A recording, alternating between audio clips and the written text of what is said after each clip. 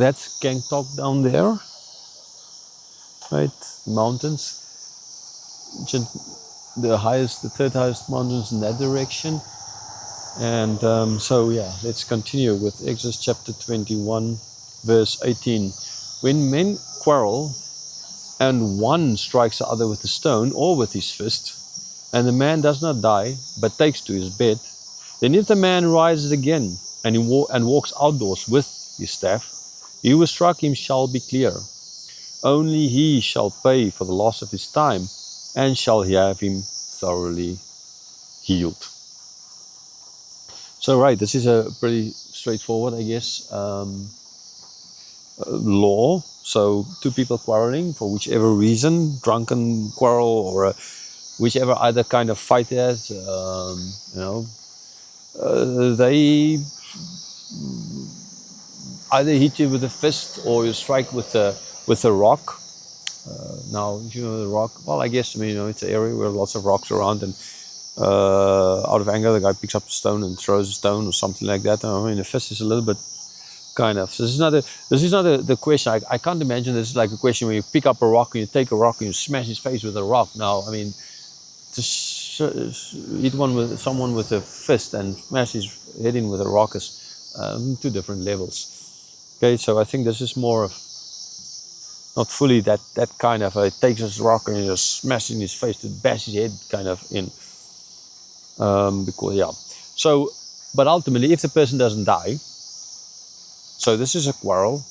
Maybe the other person even started. It doesn't matter who started. It's not I started. No, you started. You started. No, you started. No, you started. You started. No, and they start another quarrel and they start fighting again. Well, they're supposed to not bear false witness, but even not bearing false witness, when two people are quarreling, it's always I say, you say kind of idea. I mean, from your point of view, that guy is wrong because he said something that dishonors me or dishonors my parents or something like that, or you interpreted it that way. I mean, we're saying that you're bearing false witness if you interpret it that way.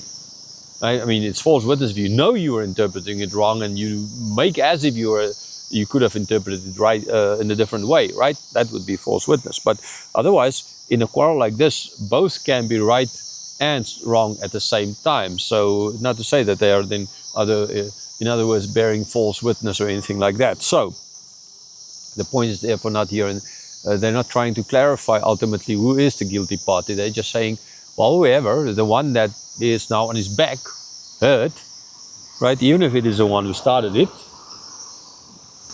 well, if he doesn't die, then what needs to be done? Okay, so he's taken to bed. So in other words, he is hurt enough so that he can't go to work the next day, right? So what needs to be done? So he didn't die, but he's in bed, right? So if after a while, a couple of days, right, he rises again on his own, not with people helping him up, and no, not his head bashed in and stuff like that, and he can't ever be a normal person again. But on his own, he rises, he walks outdoors, well, with the staff, but because in the beginning it might need it, but ultimately it's not going to be a continued usage of a staff, because otherwise as well, that would mean a permanent kind of a damage, right? He's just getting up while he's now still recovering, he's using a staff, but this is not a permanent using of the staff, ultimately. So if he gets up on his own, he walks, even if in the beginning with the staff, right? Then the one who struck him, if he started or didn't start, not important, he is clear. But not fully clear, right?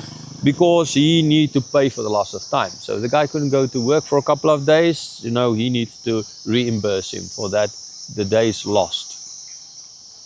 The other thing as well that he needs to do is he needs to have him thoroughly healed. In other words, he needs to pay for his, I don't know, in our terms, hospital bills. He needs to make sure that this guy is taken care of.